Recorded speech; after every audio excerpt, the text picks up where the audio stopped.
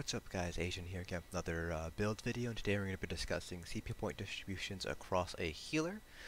So this is going to be focusing in on various what I like to call milestones for CPs as you're leveling a healer. So these various milestones are going to be CP 160, basically when you hit the gear cap. At that point you have 54 points into the red CPs, 53 into the green and blue CPs. Next milestone is going to be 300. CP 300 is when you stop gaining additional resources for each CP point that you get. So at that point you pretty much can't get any more resources. You're pretty much maxed out on your resources. At that point you can reasonably start getting into doing vet trials, as long as a group will be willing to take you and you have the right sets. The next milestone would be CP 450. At that point, a lot of people will say you are more than capable of doing vet trials, the vet Craglone trials, I should say. So that's Ethereum Archive, Hellra, Sanctum Ophidia. So that's kind of where people will say, okay, you have enough CPs, let's get you started on Hellra Citadel. The next milestone is going to be CP 600. At that point, a lot of people will be saying, okay, you definitely have more than enough CPs to start progression through the DLC trials. So that's Vet Maw, Vet Halls of Fabrication, and Asylum Sanctorium. So for those last two CP point milestones, 450 and 600, those aren't necessarily hard and fast rules. Those, because for support roles like tanks and healers, it's going to be a lot more about how well you know the content, how well you know the role, how well you're able to learn mechanics and react to them, especially for healers. So, you know, there are going to be healers who are capable of doing vet content at a lower CP levels than 450 and 600. So, for example, I know of a healer who's managed to do, I believe it was Hall of Fabrication, at around 500 CP instead of 600 CP. I also know a healer who managed to do, I believe it was Hellra, or it might have been Sanctum Ophidia, but did one in the Craglone trials at around CP 330. So CP isn't really going to be gate you necessarily when it comes to vet trials. It's going to be more important to be able to prove that, you know, to the raid lead or whatever guild that you want to join, that you're, you know, more than capable of pulling your own weight and, you know, supporting the group as a healer. Then, of course, finally, the last milestone is going to be max CP, so CP 720. As that is now the new cap as of Dragon Bones. So let's go ahead and get started with our CPs here. And while we're going through this, I'll also be talking about things like jump points and things like that. So I am at max CPs and I have them all distributed, so I will have to redistribute. Let's go ahead and clear our CPs. So starting off with our green CPs, so this first part of the video is going to be fairly lengthy because I will be discussing kind of the mentality behind distributing your CP points, as well as kind of a couple of basics about CPs. So ever since the Morrowind patch was released, so before Morrowind in Homestead and 1T and so on, champion points were pretty much evenly distributed from 0 to 100. So with Morrowind, ZOS has shifted a lot of the points over to the first half, so between 0 and 50 is when you'll get around 70 to 75% of the max, compared to the last 51 to 100. So you will see that a lot of people won't necessarily be putting many points into specific nodes because they aren't getting as much return out of putting that many points in. So for example, to get from 1 percentage point from Arcanus from 14 to 15%, you're going to have to use 25 CP points. So a lot of people might decide to do that. It it all depends on your own personal playstyle, but some people don't think that it is worth the investment and will instead shift those 25 points elsewhere. So that's something that you're going to want to keep in mind as you're leveling here.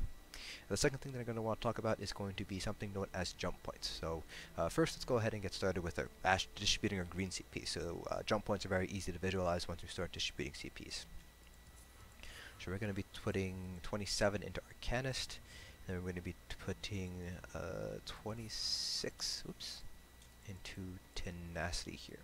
So this is a very good example of not quite hitting the jump points here. So you can see here for each CP node, this is going to be for percentage nodes. So there are a couple of flat CP nodes, for example, Spell Shield and Light Armor Focuser, that are, that are flat flat values, so they increase by a whole value instead of a percentage base. So this doesn't necessarily this doesn't apply to those values.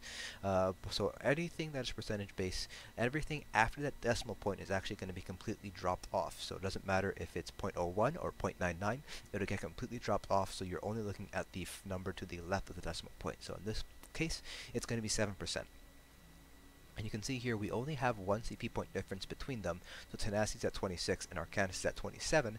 However, because we didn't get to 7.07 here with Tenacity, you're actually only getting 6% as the effective boost here to the magic and stamina return from your heavy attacks.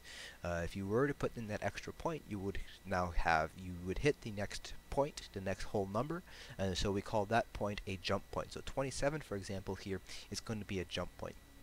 Now, like I said, this only applies to percentage-based nodes, so those are going to be a vast majority of the nodes are percentage-based, but like I said, there are a couple of flat numbers. So, for example, Spell Shield will increase your spell resistance by a fixed amount for each CP point, so it doesn't really apply there. So that's kind of what we're talking about when we're talking about jump points. So there's two different kind of distributions of jump points. There's one for nodes that top out at 15%, so Arcanist is a node that tops out at 15%. And there's one that tops out at 25%. So this, for example, Shadow Ward here tops out at 25%. So those two different nodes have two different values when it comes to jump points. So like I said earlier, with Arcanus, we're going to be putting 27 points here and then 26 points into Tenacity. So as a healer, obviously Magical Regen is going to be very, very important to you, unless you are a stamina healer, in which case you can actually move points from Arcanus to Mooncalf. But that's going to be very, very unique and only appropriate for stamina healers.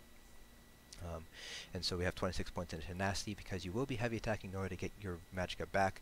Healers have much better resource return with their heavy attacks because of a passive in the Restoration staff line, which increases the amount of magicka that we return. So if you put a lot of points into Tenacity, you're able to pretty much go from, like, let's say 60% magicka up to like 75 to 80% magicka with a single heavy attack. So that's like, 15 to 20% magicka recovery with a single heavy attack. That's pretty strong. So those are the two nodes that we're going to focus on first when it comes to healing. Now for our blue CPs, we still have 53 points to distribute, and we're going to be basically, blue CPs are kind of focused in more on DPS compared to straight healing or straight tanking. So the blue CPs are going to be very, very simple. There's only a handful of them that really apply to you. The two ones that we're going to be focusing in on are going to be Blessed and Elfborn. These are going to be the two most important CPs to you as a healer, for obvious reasons. Blessed because it increases your healing that you're able to do, and Elfborn because it will help whenever you critically heal somebody. So remember that critical strikes not only count towards damage but also the healing. So for example, let's say you have mutagen on a player and each tick is healing for 1500, you can actually get a critical heal and heal for 50% more. So the more points you have into Elfborn, the higher you'll be able to, the higher the healing amount will be when you do have a critical heal. So those are the two nodes that we're going to focus in on. So we're going to put 27 into Blessed, hit that 7% jump point, and then we're going to hit 26 here. Elfborn is a 25% when it hits 100, so it has us have a different jump points compared to Blessed. So you can see here at 26 points we hit the 11% jump point compared to the 7% at the 27 jump point here, 27 point jump point. Now for our red CPs, so this is going to be probably where the most variation is going to happen with in terms of CPs and how they're distributed depending on the content that you're running. So for endgame trials, when you're doing the Kraglin trials or Maw or Hoff or whatever content that you're going to be running, each of those contents have different sources of damage. So the four primary red nodes that you're going to be focusing in on are going to be Hardy, Elemental Defender, Thick-Skinned, and Ironclad. Now Hardy pretty much reduces damage from physical sources. So you can see here it's physical, poison, and disease damage. Those are typically considered physical sources of damage. Elemental Defender, on the other hand, like the name sounds, protects you from magical damage. So you can see here Flame, Frost, Shock, and pure magic damage. Those are all usually considered to be magical damage. And then Thick-Skinned reduces damage from damage over time, and Ironclad reduces damage from direct damage attacks.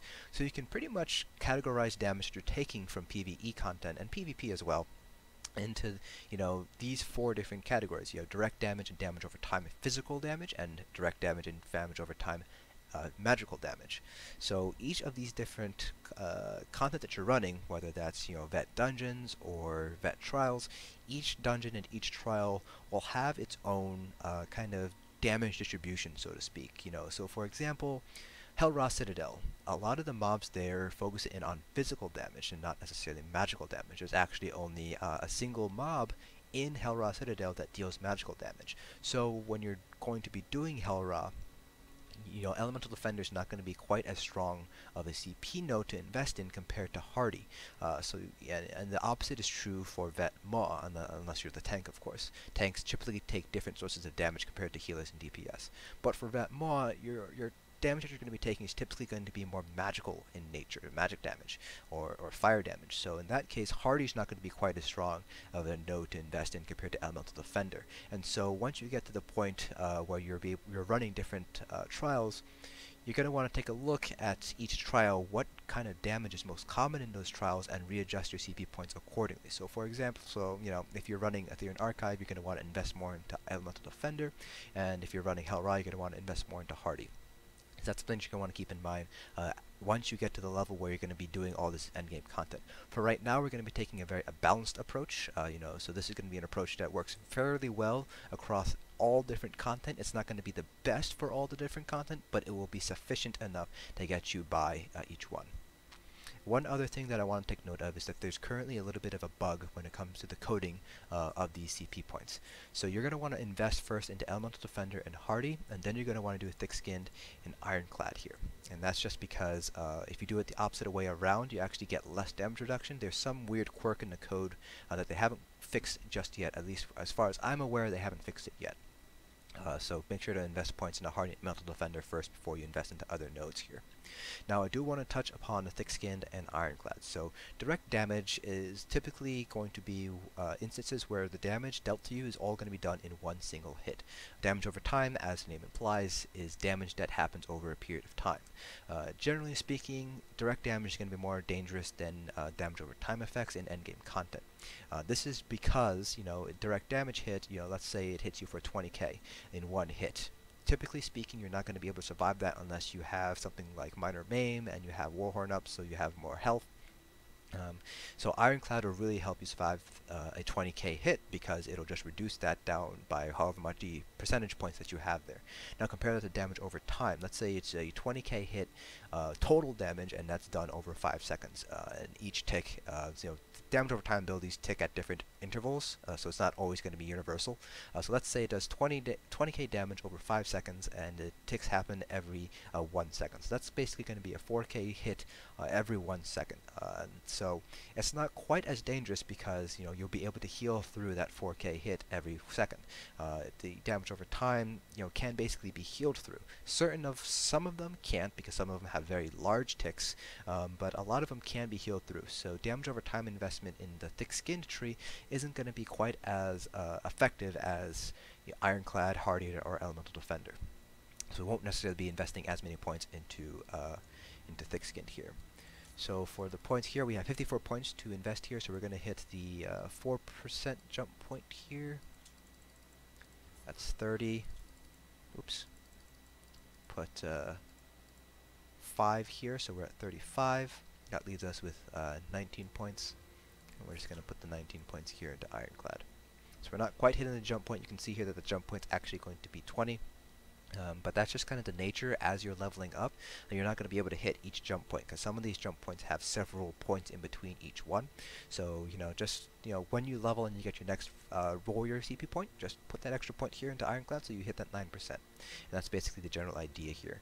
So again, you're going to want to focus on Hardy and Elemental Defender first, and then you're going to want to focus in on Ironclad, and Thick-Skinned is not quite as important to invest in there. Hardy and Elemental Defender are 15% at max. Ironclad is 25% at max. That's why you have the different numbers here, even though there's not that many more points into Ironclad here. There is one node that I do want to mention, an honorable mention. It goes to Bastion here because it increases the effectiveness of your damage shield. So as a healer, or as I should say as a magicka healer, you will have access to a damage shield, so it would be worth considering putting some points into Bastion. It's not absolutely necessary. The only time you would put points into Bastion is if you had the extra points to do so. And that's just to get the two passives here. So field position, which reduces the damage you take while you're resurrecting somebody, and infusion, which when you resurrect somebody, you give them more magicka regen. These two passives can be pretty useful, but do keep in mind that you are a healer. Generally speaking, you will not be resurrecting somebody because your job is going to be healing the person who's going to be resurrecting the dead person. So it's not absolutely necessary to invest in these two passives if you are going to just be a pure healer. So now that we've talked about pretty much everything under the sun on CPs, now we can start going over the different milestones. So now we're going to talk about CP point distributions at 100 CP. So at 100, or I should say 300 CP, CP 300. So you have 100 points to spend across each of these nodes here. And this is going to be pretty easy. You're just going to put 50 into both of these nodes. So there you go. So you are going to be 1 point above the jump point. The jump point is 49, but like I said, that's just the nature of leveling. You're going to be within, between jump points fairly often as you're leveling here. That's pretty simple and straightforward for the green CPs. Now for our blue CPs, it's also going to be very simple and straightforward. 49 to blast to hit the 11% jump point, and because Elfborn is a 25% at max, you actually can hit a jump point at 51, so you hit the 19% jump point at 51. So you can see here that the first 50 points here, the CPs are very, very heavily front weighted. So like I said, Elfborn has a 25% max value at 100 points invested, and right now at 51 points, you're already sitting at 19. So you can see that with the changes in Morrowind, they really shifted a lot of those percentage points up to the first half of the node. That's pretty straightforward for blues. And now finally for your red CPs, oops, a little bit too much here. We're going to hit the 7% jump point here, so we're going to hit 27. Going to invest into here. We're going to hit the 6% jump point at 13. And we're going to put the remaining 14 points here. So you are missing that jump point. Your jump point is at 34, not 33. But that's just the nature of leveling. You're going to be between jump points fairly often. Now the next milestone is going to be CP 450. At that point, you have 115 points to spend across the different constellations. So for our green CPs, again, very simple. 75 here, and 75 there. So you're hitting the 14% jump points. And at this point here, now we're going to start putting points into other nodes here as you start to level. So the nodes that I like to put points into are going to be Shadow Ward, Tumbling, and Warlord, and that just helps conserve stamina for when you need to break free, dodge roll, and block. You don't necessarily have to put those into those three nodes specifically. You don't. It's kind of up to you how you want to spend your points. There are a couple of nodes that are going to be very useful here. So Merchant Favor, for instance, Fortune Seeker, Treasure Hunter. Those are all really good nodes to invest in.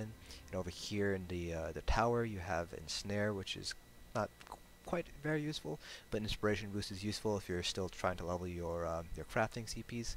Mara's Gift, hopefully you will never have to use this as a healer, because if you're dead, that's a really bad thing to do. Plus the heal isn't that strong, so you probably don't want to go too far into this node, this constellation, I should say, because Mara's Gift is not a very good passive, in my opinion. Now for our blue CPs, it's also going to be similarly very easy, very straightforward. So you're going to hit 75 into Blessed, and 75 into Elfborn. You will not hit the 24% jump point here with Elfborn, but that's perfectly fine. Again, you're going to be between jump points as you're leveling here. We are going to be bringing both of these up to 100 because the rest of the nodes here are really focused in more on DPS, and as a healer, I would focus more on healing than necessarily DPSing. Once you get to the very high end, once you're going for speed runs, you're going for leaderboard scores, then you might want to, take a couple points out of Bless and Elfborn, so you're not putting 100 into both of them, focusing in more on DPS, because at that point, a little bit of DPS that you can provide, the couple thousand additional DPS you can provide, can actually, push your score up by a couple hundred to maybe 1,000 or 2,000 additional score, which, when you get to that level, does make a big difference. So, but for right now, we're just going to focus in on getting up to 100 on both of these nodes. Now, finally, for our red CPs, we're going to jump up to 49 here. That leaves 6 additional points, and we're just going to put 3 here into Thick Skinned, and then we're going to put 36 into Ironclad. So again, we are missing that jump point by 1, but that's just the nature of leveling there. And so we're going to be shooting for 56 at least into Hardened Elemental Defender. So once we hit 56 into these two nodes, we're going to start focusing in on Ironclad and Thick-Skinned again. Now finally for our next kind of milestone, that's going to be CP 600. So at this point, you kind of have two options here. You can go full on 100 into Arcanist and Tenacity if you'd like, but again, you're putting 25 points in order to get 1% additional regen, and that's kind of up to you if you want to do that. If you feel like it's worth it, then go ahead. By all means, go ahead and do it. But in my opinion, personally, I don't think it's worth it. I think it's more important to kind of spend a couple of points into Shadow Ward, Tumbling, and Warlord in order to conserve stamina for when you have to dodge roll or break free. Because there will be instances where you will need to block cast springs, for example, or if you're going through Halls of Fabrication, you'll be breaking free a lot, and the last thing you want to do, the last thing you want to be, is going to be stunned while your team is slowly dying. So at this point here, you have 50 additional points here, so we're just going to be doing 20 into Shadow Ward, 20 into Tumbling, and 10 into Warlord. All these points, by the way, are 25 at max, so that's they have different GP jump points compared to the other two nodes. Looks like I timed out here, so I will log back in. So for the green CPs, you don't necessarily have to do it that way. I just like to do it that way. I don't think it's worth putting 25 points in for the additional 1% additional regen, but some people view it as a necessary evil, so to speak. So once we log back in, we'll get started again with the CP point distribution, and we'll go over to our blue CPs, but I'm pretty sure you guys can guess what that distribution is going to be looking like. And it's going to be very, very simple, very, very easy. It's just going to be, we get loaded in here, it's going to be 100 into Bless and 100 into Elfborn. Basically just going to max those two nodes out. Again, that's just because the other nodes, they're not really worth investing into because they're focused more on DPS here. An error has occurred. This could actually be on Zos's end here, so the PTS might actually be down. Count is already logged in. So let's try again. Hopefully this will work this time. Again, this could be something that's up on. Oh, all right. So we got the character select screen. So let's see if we can load in entirely this time.